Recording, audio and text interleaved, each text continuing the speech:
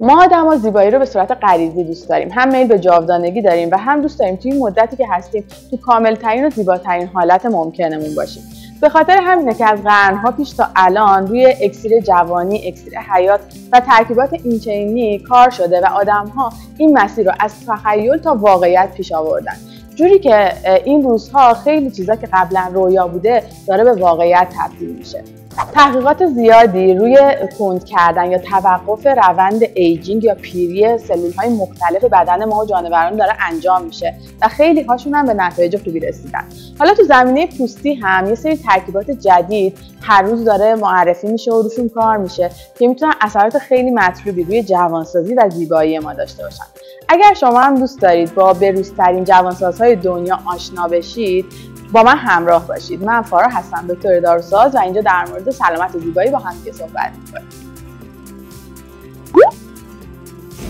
توی این پلیلیست بهترین جوانسازهای دنیا قراره بریم سراغ ترکیبات و روش‌های جدیدی که داره روشون کار میشه.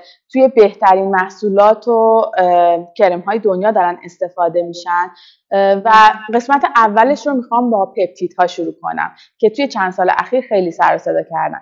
پپتیدها مولکول‌های کوچیک اما قدرتمندی هستن که میتونن برای پوست ما و البته سایر سلول‌های بدن ما معجزه کنن. بریم ببینیم چطوری. خب پپتید چیه؟ به زبون ساده پپتیدها زنجیرهای کوتاهی هستن که توشون اسید آمینه ها، چند تا اسید آمینه دست همدیگر گرفتن. اسید آمینه همون آجرهای سازنده پروتئین های ما مثل کلاژن هستن. البته پپتیدها انواع خیلی مختلفی دارن که نه تنها فقط برای پوست و جوانسازی و زیبایی، بلکه این روزها توی موارد مهمتری مثل بیماری های التهابی و حتی درمان سرطان ها دارن استفاده میشن. حالا توی پوست ما میتونن چیکار کنن؟ بعضی از انواع پپتیدها میتونن پوست ما رو تحریک کنن که کلاژن بیشتری تولید کنه. کلاژن مسئول حالت انعطاف و قوام پوست ماست و خیلی این اثرشون میتونه روی جوانسازی مؤثر باشه. برای کسایی که پوست حساسی دارن، یه سری از پپتیدها وجود دارن که خواص ضد التهابی دارن. یه سری از پپتیدها خواص آنتی اکسیدانی دارن و میتونن به پوست ما در برابر تخریبی که عوامل محیطی ایجاد میکنن مثل اشعه یووی آفتاب کمک کنن. بعضی از اینها خواص حفظ رطوبت و آبرسانی خوبی دارن و میتونن رطوبت پوست ما رو بهتر تامین کنن که قبلا گفتیم رطوبت چقدر توی کارایی پوست ما تاثیر داره.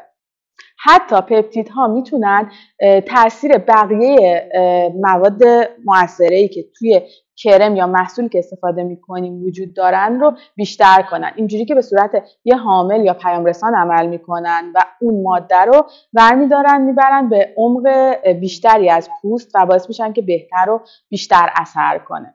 حالا قسمت جالبش اینه که ما میتونیم این پپتیدها رو توی انواع محصولات پوستی، کرم ها، مرطوب کننده ها، سرم ها و خیلی چیزهای دیگه به کار ببریم. استفاده ازشون توی فرمولاسیون جوری که کارایشون رو داشته باشن و مؤثر باشن آسون نیست، تکنیک های خاصی لازم داره و به خاطر همینه که قیمت این محصولات بالاتره.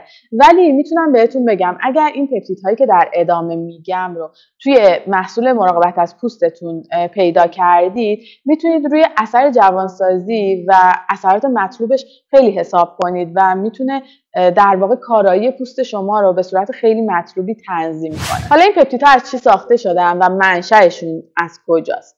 بعضیاشون منشأ طبیعی دارن، مثلا منشأ گیاهی میتونن داشته باشن، از گندم، برنج، سویا و حتی روغن بادام مثلا استخراج بشن. پپتیدهایی که از برنج استخراج میشن روی لطافت و نرم کنندگی خیلی خوب کار میکنن. مثلا بعضیاشون میتونن از ترکیبات دریایی گرفته بشن مثل صدف‌ها و جانوران دریایی و جلبک ها. اینها هم بیشتر به اثرات مرطوب کنندگی و آنتی اکسیدانیشون معروفن. میتونن منشأ جانوری داشته باشن، مثلا از پپتیدهای کلاژن های گاو یا جانوران دریایی گرفته بشن. میتونن منشأ مصنوعی داشته باشن، توی آزمایشگاه ساخته بشن که اون اثرات و کارایی اون طبیعی ها رو تقلید کنن. بعضی وقتا خالص‌ترشون میکنن که اثر بخشیشون از اون طبیعی ها بهتر هم بشه.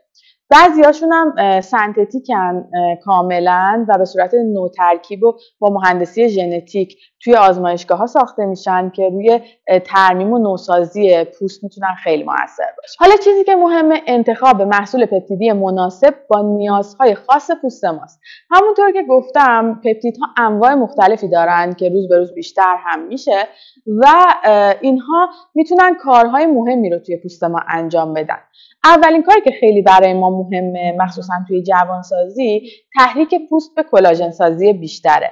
همونطور که قبلا گفتیم متاسفانه با افزایش سن هم کیفیت کلاژن سازی و هم سرعت و مقدار تولید کلاژن توی پوست ما کاهش پیدا میکنه. حالا بعضی از این پپتیدها مثل اینها میتونن پوستمون رو وادار کنن که کلاژن بیشتری بسازه. مثلا میتونن نقش اینو بازی کنن که یه تیکه‌ای از کلاژن یا پروتئین های پوست ما هستن و به پوستمون این پیام رو میدن که انگار آسیب دیده پوست، تخریب شده، مثلا یه زخم ایجاد شده و اینها بقایای اون آسیبه هستن.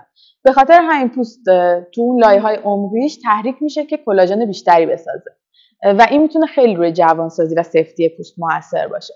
مورد بعدی رطوبته. بعضی از این پپتیدها مثل اینها میتونن رطوبت پوست ما رو خیلی خوب حفظ کنن و قبلا گفتیم که رطوبت چقدر توی کارایی پوستمون تاثیر داره. مورد بعدی که برامون مهمه کاهش التهاب پوستیه. بعضی از پپتیدها مثل این میتونن روی کاهش التهاب و قرمزی پوست مؤثر باشن. به خاطر همین برای پوستای حساس و تحریک شده خیلی مناسبن. مورد بعدی اینه که پپتید میتونه بافت پوست ما رو در کل بهتر بکنه. به خاطر اینکه توی ترمیم و نوسازی پوست تاثیر داره بعضی از پپتیدها مثل اینها اگه توی محصول باشن میتونن کمک کنن که پوستمون صافتر و هموارتر، نرمتر باشه. اینو وقتی که به پوستمون دست میزنیم یا توی عکسامون میتونیم متوجه بشیم که یه محصول پپتیدی که استفاده کردیم اندازه منافذ پوستیمون تغییر کرده یا حتی روی رنگ پوست یا جای جوش ها میتونه مؤثر باشه. حتی یه ترکیبی مثل این که به بوتاکس اینجار یا مثلا میخواد بگه که بوتاکسیه که موضعیه و توی شیشه کرمه معروفه میتونه به صورت موقتی نه دائم خطوط ریز پوست ما رو هموار کنه و باعث بشه که بافت پوستیمون خیلی بهتر جلوه کنه.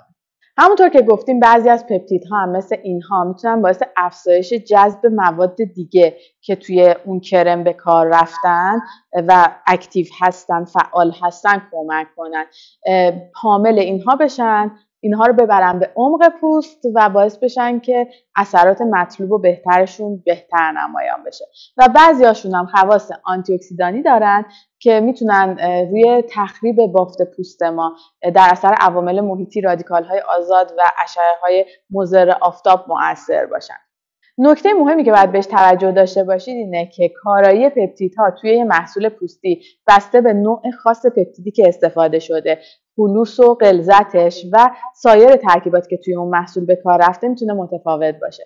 به خاطر همین و به خاطر اینکه این محصولات اصلا ارزون نیستن حتما قبل از اینکه انتخابشون کنید یه مشورت تخصصی با متخصص پوست یا داروسازی که در این زمینه کار میکنه بگیرید و ریویوها و نظرات بقیه آدم‌ها توی سایت‌های معتبر رو در مورد اون محصول حتما بخونید که مطمئن بشید که محصول مناسبی دارین استفاده میکنید. امیدوارم که این ویدیو رو دوست داشته باشید، با پپتیدها آشنا شده باشید. حتما نظراتتون رو به هم توی کامنت ها بگید. اگر تجربه مصرفشون رو داشتید بگید و بگین که چه کرم یا محصولی رو استفاده کردید که پپتید داشته و راضی بودید. تا ویدیو بعدی خدا نگهدار، مواظب خودتون باشید.